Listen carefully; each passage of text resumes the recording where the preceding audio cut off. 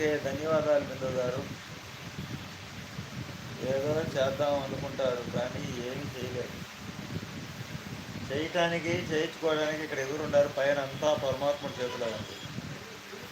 చేసేది ఆయన, చేయించుకునేది మనం. కాలం ఆడి ఆటలు అందరం ఆట బొమ్మనమే. బతుకు ఆడు ఆటలోన.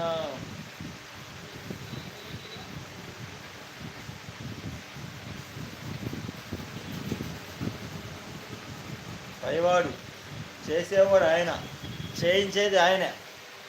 చేసేది చేయించేది ఆయనే. ఆడించేది కాలం, ఓడించేది కాలమే, గెలిపించేది కాలమే. అంతా నాటకంలో పాత్రధారులే.